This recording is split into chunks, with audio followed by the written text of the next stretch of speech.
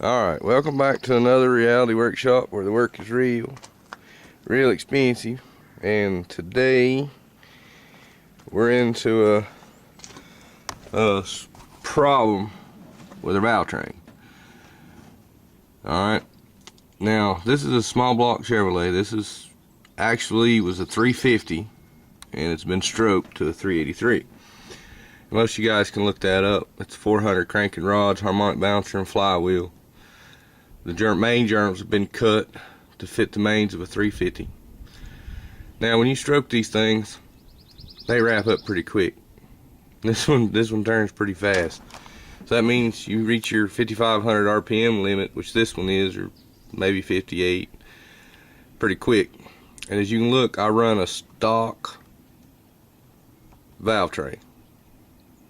Okay, run out of money. Didn't put guide plates in it or nothing. Could have went with rollers and stuff, but I wasn't racing this engine. I was using it to pull, but I put it in the snow.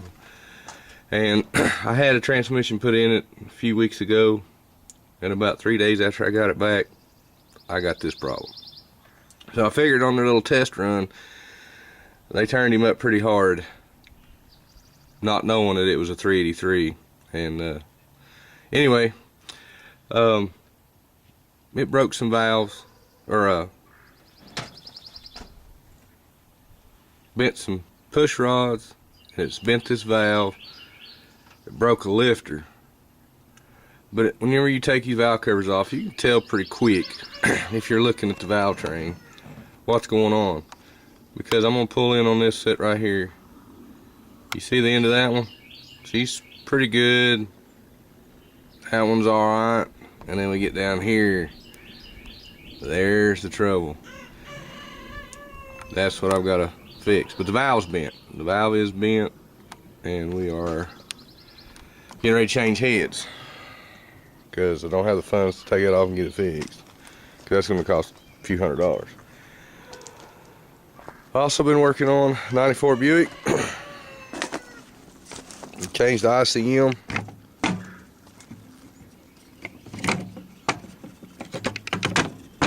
That right there is the ICM, ignition control module.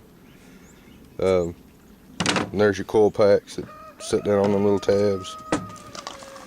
Anyhow, it went to missing and misfiring and acting crazy, so I just changed all of it. It needed it. Quite expensive.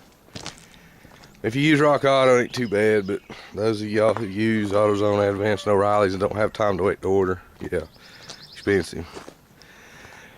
Now, this is the bent push rod. You see when you roll it, see how bent it is? And that's pretty obvious. Sometimes you can't tell that they're bent, but they are. That's what a good push rod is supposed to kind of look like. And it still may even be somewhat bent. But anyway, these are pretty obvious here that they got all bent up. There's the lifter that blowed the top out of it. That little cup's supposed to sit down in there, and the lifter's supposed to go in there. Push rod. I had my heads studded for the rocker arm assemblies. It's right on. That's, you know, sitting in the heads just in case. So I had them stud the heads so I could change them instead of press ends.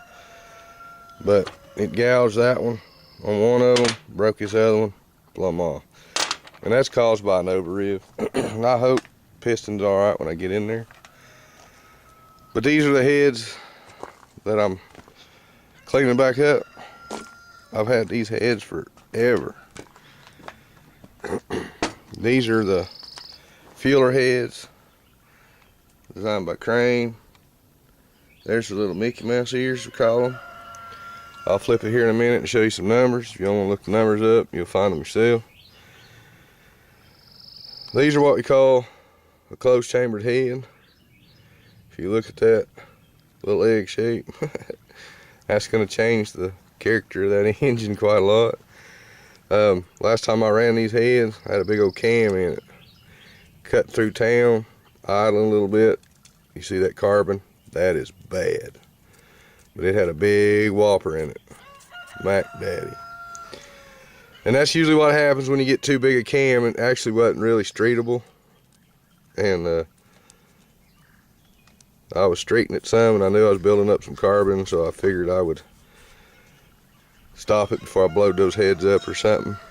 Because they're real. These heads are like hard for me to find anyway. But had them redone with stainless steel valves.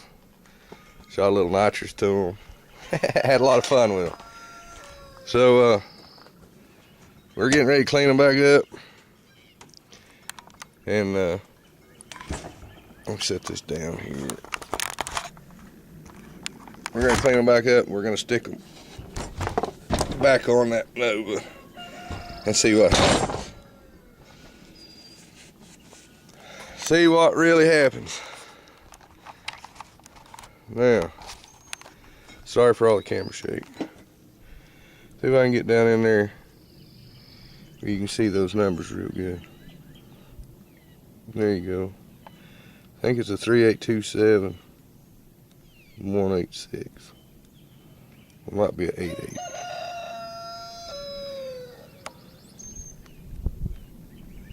Anyhow, I already ran the numbers years ago, and that's what I got. So that's about all I got for right now.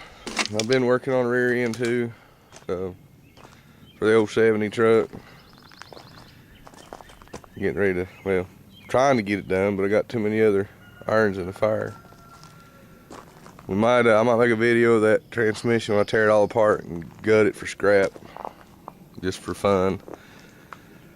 But I bet y'all wondering why they're painted blue. I use the Rust-Oleum paint from Walmart. You buy it in a quart. And I painted my engine blue for funny. Let's take it in a Chevrolet. Ford, that's a Ford, kind of a Ford blue kind of thing. But being a butthead, painted my motor blue for the guys at the shop who like to run Fords. And I tear them up. So that's why it's blue. Now, the bad thing about it is when you spray Rust-Oleum enamel on these engine pieces like that, they don't have a vat that's got enough balls to pull that paint off there like they used to back in the day. So when I had these heads vatted the last time and rechecked and washed and gone back through, they're like, "What kind of paint's that? It's not coming off the head." And I said, "Yeah." I said, "The whole engine's blue." And I said, "Ain't nobody gonna get that off unless they take it to a media blaster, I guess, and glass beat it or whatever." But that paint's been on there, I know, 15 better years. And that engine's run super hot a couple times. And that's why I had them rechecked before I put them up this time. And but that's why they're blue. There's the other one over there. I'm first stages of painting it. I'm gonna put it back orange with this old cheap Dupli-Color garbage paint engine crap. But anyway, yeah, you can use Rust-Oleum. I dilute mine down with acetone and spray it. I've even painted a car with not Dupli-Color, but Rust-Oleum, and it lasted a long dang time, I'll tell you that. But anyhow, that's all from the Reality Workshop, 'cause I got a lot of work in between all this pollen and me being sick.